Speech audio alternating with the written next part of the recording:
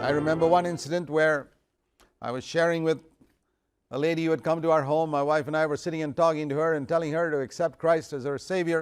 ఒక సంఘటన నాకు గుర్తుంది. మా ఇంటికి ఒక స్త్రీ వచ్చింది. నేను నా భార్య కలిసి ఆమెతో మాట్లాడుతూ ఉన్నాం. క్రీస్తుని సొంత రక్షకునిగా అంగీకరించమని మేము అడుగుతున్నాం. And then I told her, say to the devil, you were defeated on the cross. నీవు సిలువలో ఓడిపోయావు అని అపవాదితో చెప్పమని నేను ఆమెను అడిగినప్పుడు, and all of a sudden she turned around to me with changed her face, expression on her face changed, and her voice changed. అకస్మాత్తుగా ఆమె నా వైపు చూసి తన ముఖ కవళికలు మారిపోయాయి, తన స్వరం మారిపోయింది. She turned around to me and said, I was not defeated on the cross. She was demon possessed. I never knew that. నా వైపు చూసి నేను సిలువలో ఓడిపోలేదు అని ఆమె చెప్పింది. ఆమె దయ్యం పట్టిన స్త్రీ. అప్పటిదాకా నాకు తెలియలేదు. Well, when you confront a demon, then you speak to the demon. కాబట్టి నువ్వు దయ్యాన్ని ఎదుర్కొంటున్నట్లయితే దయ్యంతో నువ్వు మాట్లాడాలి. So I spoke to the demon inside that woman and said, ఆ స్త్రీ లోపల ఉన్న దయ్యంతో నేను మాట్లాడుతూ వచ్చాను. you were defeated on the cross, Satan. సైతాను, ఆ సిలువలను ఓడిపోయావు. You demon, you were defeated on the cross. Get out of her in Jesus' name. ఓ దయ్యమా, నువ్వు కూడా ఆ సిలువలో ఓడిపోయావు. యేసు నామంలో చెప్తున్నాను, ఆమెను విడిచిపెట్టి వెళ్ళిపో.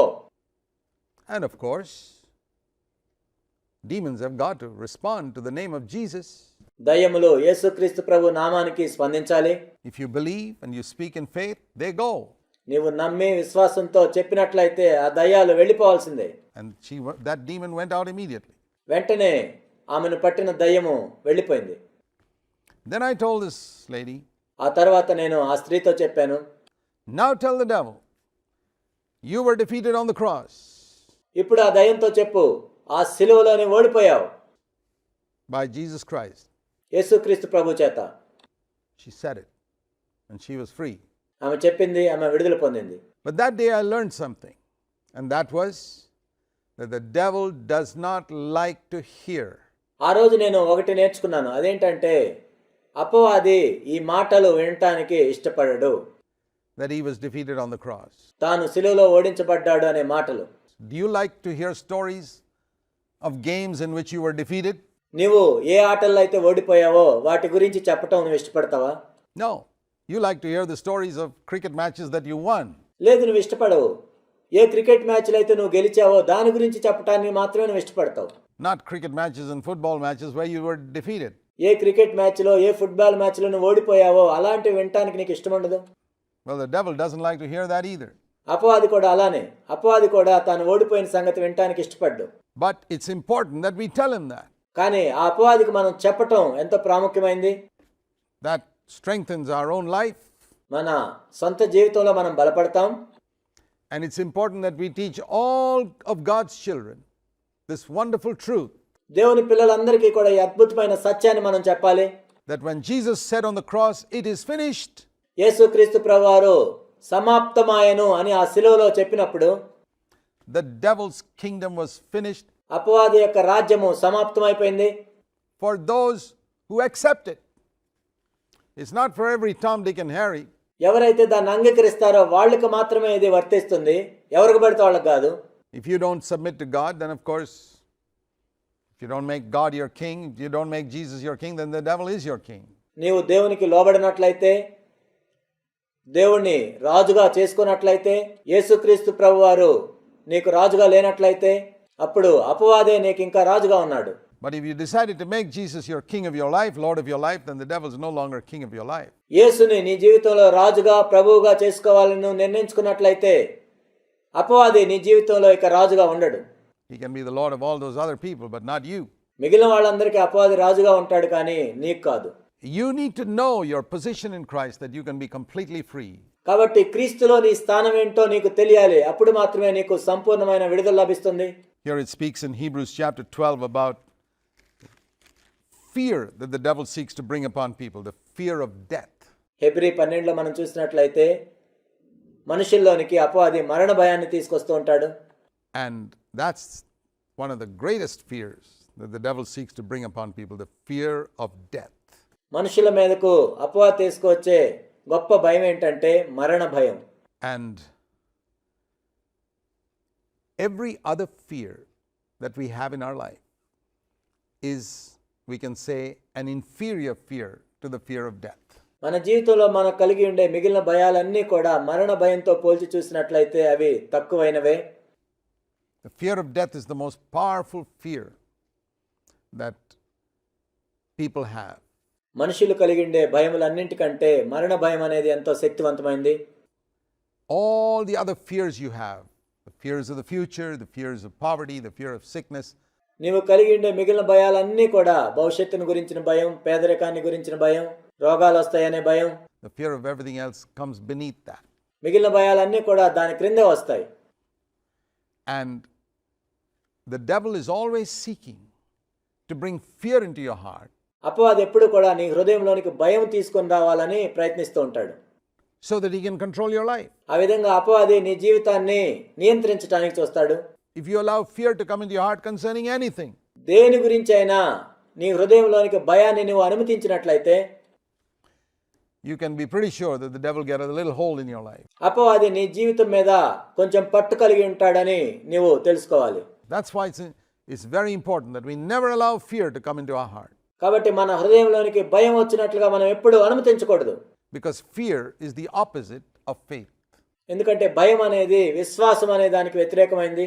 When I have faith in God, when I believe that Almighty God is my Father, when I believe that Jesus Christ has defeated Satan on the cross and is surrounding me and protecting me, నేను దేవుని యందు విశ్వాసం ఉంచినట్లయితే, సర్వశక్తిమంతుడైన దేవుడు నా తండ్రి అని నేను నమ్ముతున్నట్లయితే, యేసుక్రీస్తు ప్రభు శిలువలో ఆ సైతాన్ని ఓడించాడని నేను నమ్ముతున్నట్లయితే, యేసుక్రీస్తు ప్రభు నన్ను ఆవరించి నన్ను భద్రపరుస్తున్నాడని నేను నమ్మినట్లయితే, it is impossible for me to have fear అలా నేను ఉన్నట్లయితే నేను భయాన్ని కలిగి ఉండటం అనేది అసాధ్యం.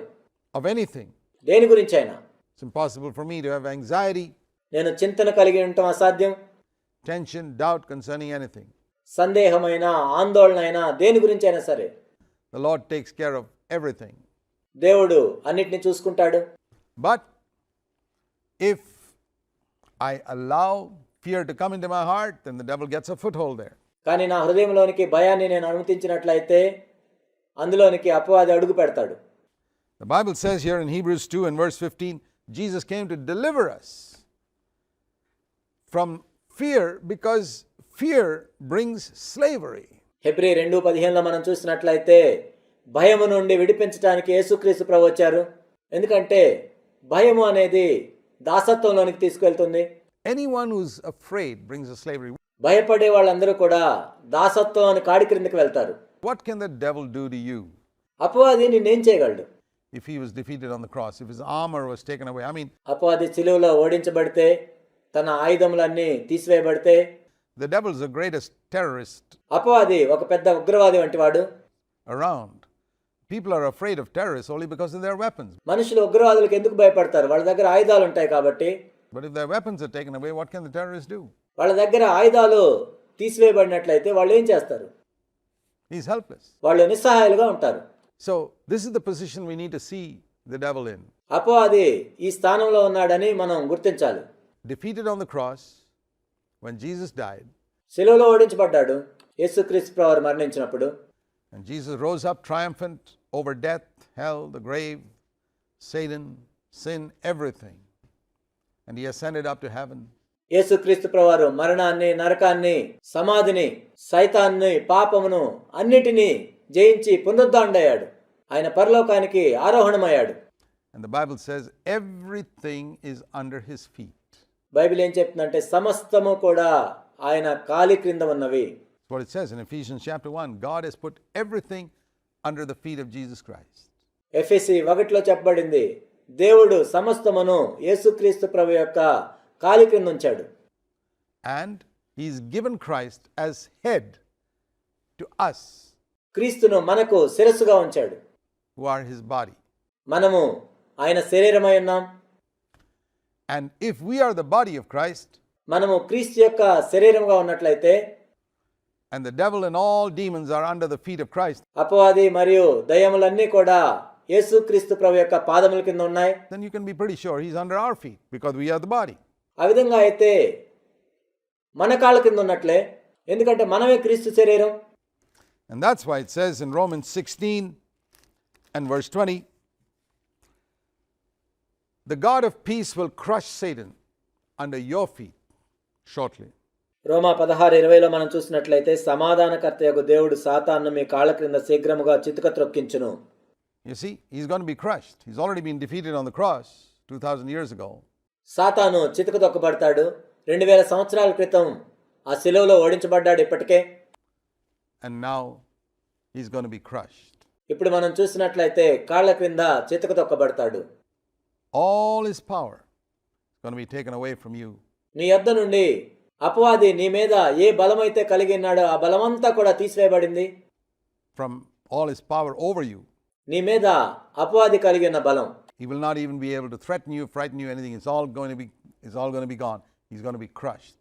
అపవాది ఇప్పుడు నిన్ను భయపెట్టలేడు. ఆ బలమంతా కూడా పోయింది. అపవాది చితుకు తొక్కబడతాడు. His place, the devil's place, is under our feet. అపవాది యొక్క స్థానము మన కాళ్ళ క్రిందే. That is the place the devil's ordained, that God has ordained for the devil. అపవాది ఆ స్థానం కోసం ఉంచబడ్డాడు. అపవాదికి దేవుడిచ్చిన స్థానం అదే. And I must keep him there. నేను కూడా అక్కడే ఉంచాలి. He's not supposed to sit on my head or do anything like that to me.